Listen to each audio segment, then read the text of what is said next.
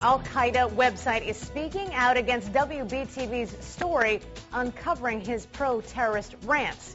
He posted this message to our Molly Grantham on his site. It says, quote, "Lying about me will not get you anywhere, so come to terms with the reality of life." Jamie's live on the plaza now with WBTV's Molly Grantham. Jamie? All right, thank you, Tanya.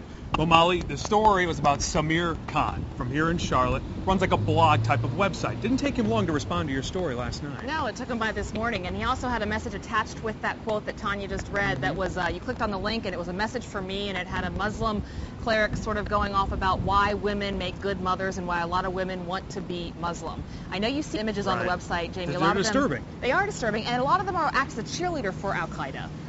Let me ask you, too, also, because this isn't a website you think, well, lots of people have websites and maybe 2 or 3 people might visit them every day. A lot of people are looking at this website. Oh, it's extremely popular. It's listed up there in the top in the world when you try and sift through exact numbers about it. Now, the response that we just talked about was after the story you're about to see first aired last night at 11. Inside this typical-looking North Charlotte home lives a 22-year-old Saudi American with some extreme ideas. He runs a controversial anti-American website called revolution.muslimpad.com.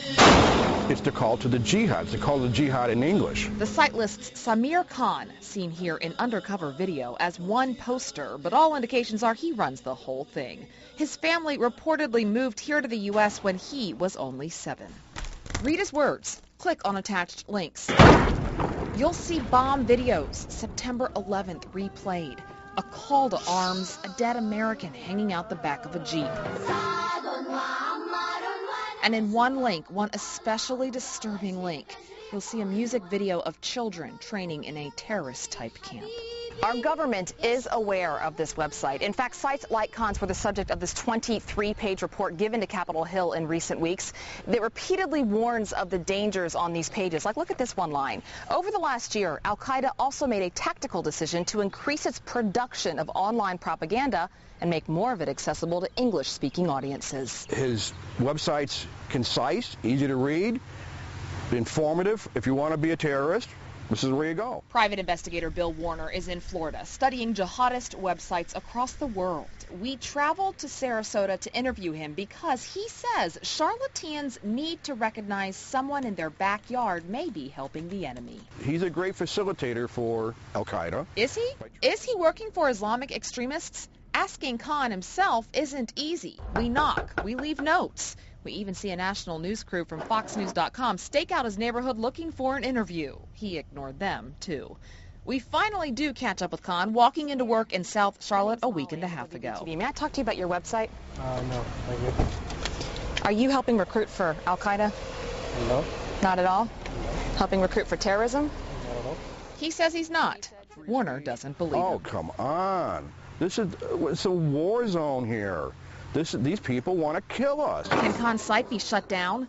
Warner has helped shut others down before, but he says this web host, muslimpad.com, isn't going anywhere. It's hosted out of Amman, Jordan, so forget that. You're not going to shut it down. We know it's Khan's First Amendment right to express his views. He knows how to walk the fine line well. He never solicits violence. He doesn't show evidence of working directly with militant leaders.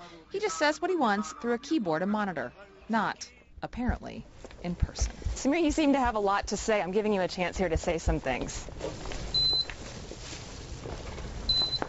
And he had nothing more to say, did he? Not that day, not at all. Let me ask you this. One thing that pops into my mind right away is I can just see some mom at home right now whose son is in Iraq or in Afghanistan and how she's reacting to this website. I've gotten some response, some emails, and people say, you know what, even if he's not soliciting violence, we understand it's your First Amendment right, but come on, he is really trying to trash a country we're fighting for right now. And you have more coming up tonight at 11. We do. He just walked into work. You saw that. He no longer works for that company. We're going to talk about that tonight at 11 o'clock. And you're going to be very interested, folks, to find out exactly where he was working. Again, coming up tonight at 11 o'clock. Molly, thank you. Tanya, back to you inside. All right, Jamie, thanks. It is still 94 degrees outside, and you can imagine people in the Arbor Gate apartments are thankful. The air conditioning is back on today.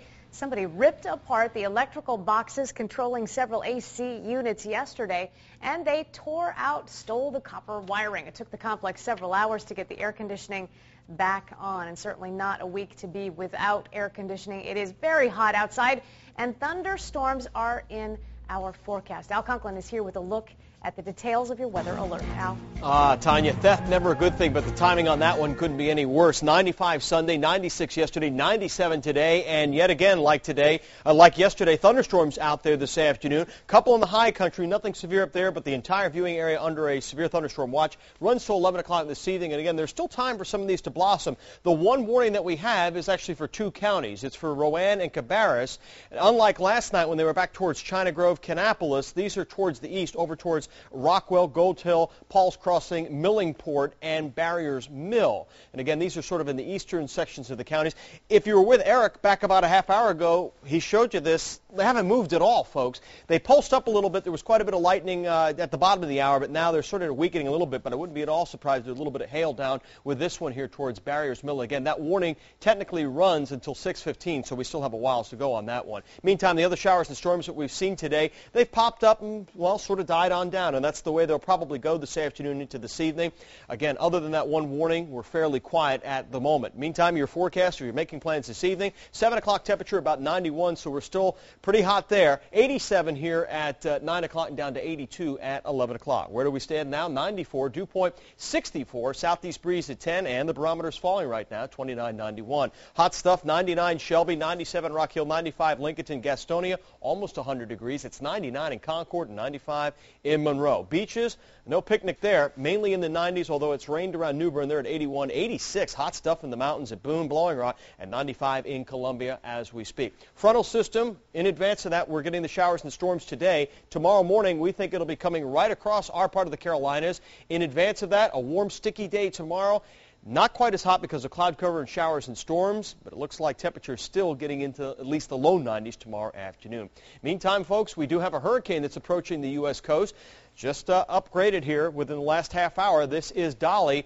Dolly right now moving off towards the west. In fact, if you are tracking at home, there you have it. It is a Category 1 storm moving northwest at 10 miles per hour, only about 160 miles off of the coast of Brownsville, likely to make a landfall as a weak hurricane, about 80, 85 miles per hour over the next 24 hours or so, and then weaken over Mexico. Quite a bit of rain expected in Mexico and into Texas as well. Boy, we could use some of that. Doesn't look like it's coming our direction anytime soon. Sun up in the morning at 6:26. Sunsets now at 8:33. Here's your 7-day forecast, folks.